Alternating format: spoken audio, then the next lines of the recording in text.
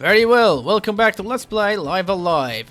Last time we began the present day chapter, or the rest of the chapter, called The Strongest, and we defeated 2 out of 6 fighters, Tulahan and Moribe Sheishi. Today we're gonna take out 2 more, first one being Jackie Iakuea, or I'm not even sure how you pronounce the Iakuea? I'm not sure. Oh well.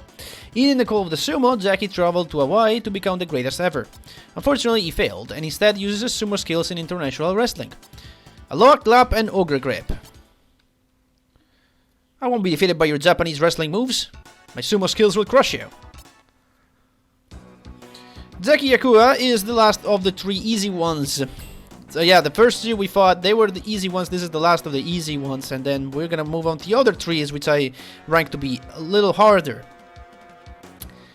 So now, Jackie Iakuea, I've tried to look up some references. I found 2, well, also thanks to the wiki. One is, I'm gonna butcher this name so hard, Konishiki Yazokichi. I think that's how you say it, Konishiki Yazokichi. And then there is also, well, this guy that I just mentioned is a wrestler. I think he's either a sumo fighter or a wrestler from Hawaii. And then there's King Curtis Iakuea, who is, I think, is a wrestler. Also, maybe a sumo fighter? I don't exactly remember. But yeah, also this guy has the same last name of the character we're fighting right now. So definitely, quite probably a reference, a direct reference. Anyway, the moves that Jackie has are Ogre Grip, Aloha Crap, Trust, and Earth-Rending Fury. Now, he's particular in the fact that we can, yes, learn Ogre Grip and Aloha Clap, but we can also learn Earth-Rending Fury as a kind of a like Easter egg of sort. So while we're gonna try for Ogre Grip and Aloha Crap, we're gonna try to get Earth-Rending Fury as well. Now, thankfully, he has one big weakness. I'm gonna go over here and Battle Cry first, so he moves in my range, hopefully. Let's go down here, okay. So we're gonna arm lock him. Because you can actually inflict him with this status. Very easily too. Now he's either gonna walk around and do nothing. I think the arm lock might have worn off. Let's see. Try to inflict that again. And it's still going. Okay, he stopped. So when he stops, that means he's charging up Earth-Rending Fury. So we want to go over like here, I guess. That's a good spot as any. Turn around toward them. Make sure we're at full HP. Press B if you want to see your HP, by the way, if they're not displayed. And we're just going to, well, no matter to do another battle cry, I'm just going to pass my turns. He's definitely charging it when he's just waiting there doing nothing. I'm pressing Y right now, waiting for him to do that. Come on, do it. Passing turns here. Are you going to do it? He's not doing it. There it is. Because this does an incredible amount of damage. Yeah. But we can learn it. That is definitely not a move that I will... Maybe I can use it on him. It's actually quite possible to use it on him. But now we're going to take a long time to just do that. And recharge our HP. Yeah. Okay, and now we're going to do this again. We're going to be very dumb and just arm lock. With arm lock... The thing about arm lock is when you arm lock him, he cannot use any of his skills except Earth-Rending Fury. Flying rocks, yeah. The description isn't that great, but it does do a lot of damage. Also, like, it's a very... has an insane range, because, yeah. Only hits near him, but look at the area effect. Not that we care, because all these encounters are, like, 1v1 anyway, but... yeah. Now, we're gonna pretty much do this, and go back to full health. I really want to do that before I attempt to learn his other moves. And okay, now he will probably use one of the other moves. Aloha Clap, okay, we'll do that. Now the best way to learn the other 2 is to go one step below where I am right now. And just hope for the best. I'm gonna turn around again. I'm gonna turn around, not that. I'm gonna turn around like this. And use Battle Cry. Fortunately, he uses Trust, and that's not what we want. Thankfully, he is weak. So we're just waiting for Ogre Grip at this point. There we go. Man, these guys are behaving today, which is nice. Sometimes learning these moves can be a pain, because the AI just chooses other moves to do instead. Okay, we go over here. Yeah, sure. What we're gonna do... Arm lock again. You can just do arm lock with this guy. It's so easy. Once you do arm lock, you can't do anything for a while. You can just go away. I said go away. He's trying to get close to me though. Okay, and heal up. And if he stops and is not doing anything for a while, he's charging your friend in fury. Get the hell out of there. Try to go as far away as you can. He can't attack yet. Anyway, let's look at the 2 moves we got. Also, I don't think I showed the Biz Garrett yet. So let me show that off because that's very important. Ranged attack usually turns the target around. Also does quite a bit of damage. Again, I'm gonna arm lock him to stop him doing from anything that can be dangerous to us. I'm just gonna run away now. I'm gonna go over here. And you know what? Also, Lock Clap, Storm of Zabs, this can actually push away, just like Ogre Grip can. Oh, he's not in range for that yet? Hang on. I can probably hit him with this. If he stands still right there, I can probably hit him with this. There you go. Taste your own medicine. How about this? That deals a lot of damage on him. He's getting close, but I can try a Loa Clap now. Now that looks good. And he looks good in the remake too. Like we've seen it. We got a sneak peek of a Loa Clap, but that looks good. It looked good then with the original here, but it looks good even better with the remake. Sure, Ogre Grip. Let's see if you can push you around. Not yet. Oh, I counter with it. So you can counter with Ogre Grip. You gotta be careful about that. But again, this guy is super easy. We're gonna try another Ogre Grip. We have the HP to spare. Let's see. Push him away. Hell yeah. And since he's far away there, I can try a Biz Gary. Yeah, deal a lot of damage. This guy's a lot of HP, and we can kind of stun lock him with a Biz Gary if we're lucky, which is something you're probably going to abuse a lot in this chapter. Do another Loa Clap, sure, why not? It looks good. Doesn't do a lot of damage though, but that's enough for us. We got all the moves, and we defeated the guy. Yeah, it wasn't that bad, was it? Ugh, the ringside robe.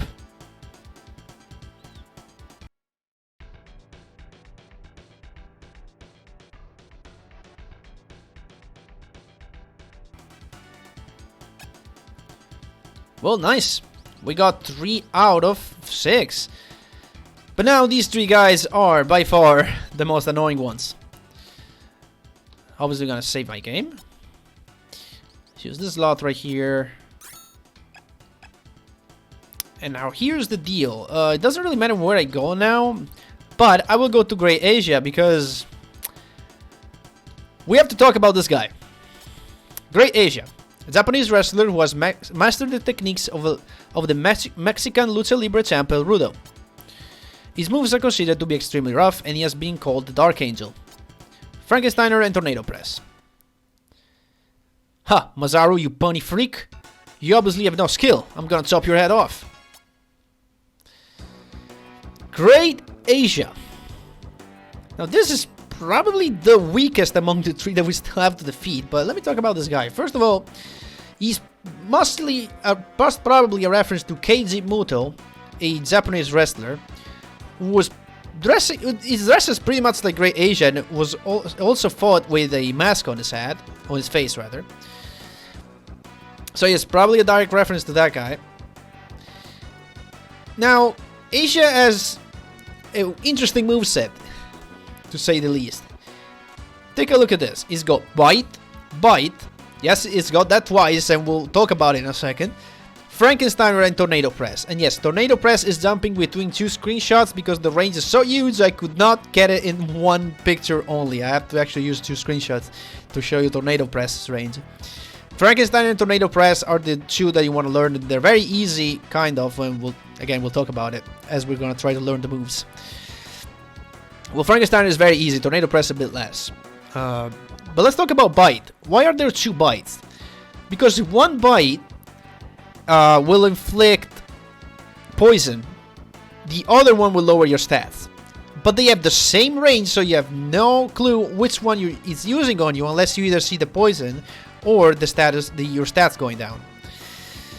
That being said, there is one more thing we have to talk about for this fight. That is the Watanabe scene. You remember the Watanabe scene? You know, we've seen in each chapter is the recurring gag of the game, right? This is the point in this chapter where you can see the Watanabe scene. However, it is extremely hard to see it. Let's see why. So we're here against Great Asia, and I pushed them all the way down here for the Watanabe scene, because the way you trigger the Watanabe scene is ridiculous. So here's what you gotta do. You gotta push Great Asia all the way to the bottom right. You know, it doesn't have to be the bottom right. I have seen it trigger in other locations, but it seems like the bottom right is your best bet. But he has to be, listen to this, he has to be on the bottom right. He has to face to the upper left. You have to be horizontal to him, so this square or the two below him. He has to use bite, and it has to be the bite that does the stat down, not the bite that does the poison one. Nope, that won't trigger it. It has to be the bite that does the statistics down. The AI is very clever though. It will not use the bite that lower your stat unless you are under the poison status.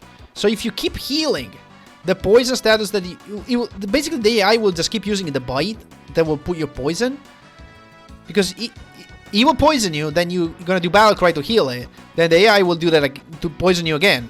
Then you heal it, then he will poison you again. He will almost never use the one that lowers your stats. So you need to purposely not heal in order to have more chance for Great Asia to use the blue, it's called the blue bite, the one that puts the lowers your stat. And even then, even if you qualify with all these requirements, again, Great Asia being where he is, looking where he's looking, you being horizontal to him, Great Asia doing the right move, even then, there's like a abysmal chance they'll trigger the Watanabe scene. Now, I've save stated, so I know for sure that he's gonna use it if I pass the turn enough times until he acts. But with save states, this took me 1 hour. Okay, I save stated in order to get him there, and then I've save stated in order for him to use the move successfully. Now look at this. You want to see the Watanabe scene? How this Watanabe scene is? You will expect it. Like, it's something. It's gotta be good, right? We've done all of this. It's gotta be a good scene, right? After all we've done, take a look.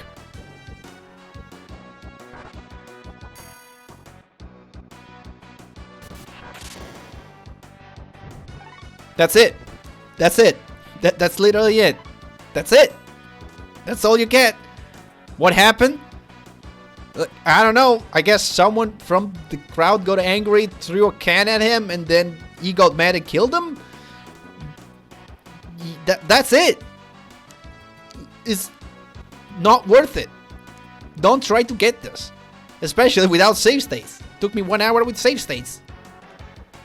Do what you want with this information. I showed it. Alright, back to our fight. Okay. How do we want to deal with this guy? I'm gonna go over here, actually. This is a good safe spot. I go battle cry. It's not hard to fight this guy. It's just annoying to get his moves, unfortunately. We might have to retry it once or twice.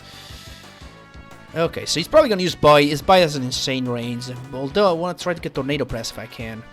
Now, in order to get Tornado Press, you want to kind of stand 1 square from him. If you remember the range of it. It overlaps with Bite. Oh, using the blue one, lowering my stats. How dare you? How dare you lower my stats, dude? There you go. Let me turn around like so. I'll receive a little less damage like that. Alright, now it's all about him. Now if he doesn't use it, here's what you can do. You can go over here. And this does not overlap with anything else. Now turn around like so. Take less damage. And there's Tornado Press. That does not overlap with Bite, because Bite only hits in front. So we can get Tornado Press. Now, in order to get the Frankensteiner, it's a little more annoying. I could get it right now, but I'm gonna get annihilated, because that deals like over 100 damage. So definitely use Battle Cry and heal up. It's super easy to get hit by Frankensteiner. Oh, he's gonna... See, if he does this, if he doesn't go toward you, right here, he wants to do Tornado Press. He wants to do it. Battle Cry? Nice.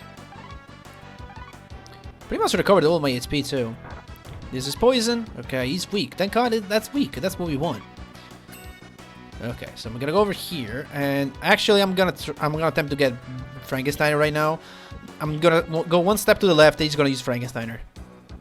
Right here, he's gonna use it. I'm gonna turn around here, like so. I'm gonna hit the Frankensteiner. Look at this. Yeah, directly diagonal to him, like this. Directly on the side. That gives you a 100% chance of getting Frankensteiner out. Always happens. That's the only...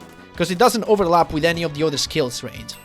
So that's why you told you last time, it's important to learn the skills range. You need to know this if you want to get their moves. Okay, he wants to use Tornado Press again, so I'm just gonna go up one square, heal up. He may use Tornado Press again here. Hope he doesn't. Okay, good. I need to turn around though. That's lower stats. That's annoying. Go to the safe spot and heal. Okay, slowly and carefully. Yeah, that's how you gotta do it in this chapter, unfortunately. Now, there are two ways to do this fight. You either... Fuck. Abuse Gary. You either Abuse Gary and just turn him around like this and hope for the best.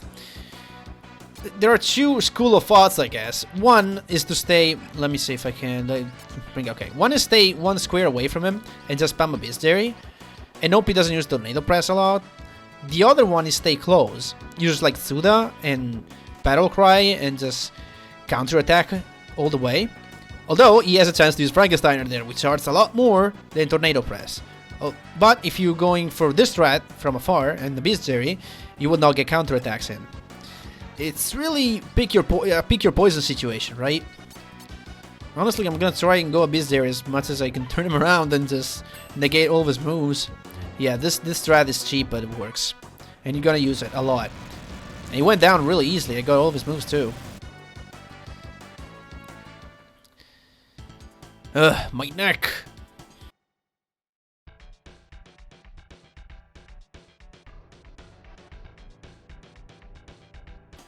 Interestingly enough, when he attacks with the bite, not sure if which one of them. It inflicts the neck status ailment, which you cannot see, and it's only like not really a pseudo status ailment. It's a status ailment that it creates changed behaviors to the AI. If you ever programmed in RPG Maker, what you do sometimes in RPG Maker, you inflict status ailments on units so that the AI changes behaviors or whatever, or to trigger events. It's something that the player is not supposed to see. It's just something for the AI. But yeah, that's great Asia. With that, we have defeated 4 out of 6 of the fighters. So next time, we'll take on the final 2. See you all then.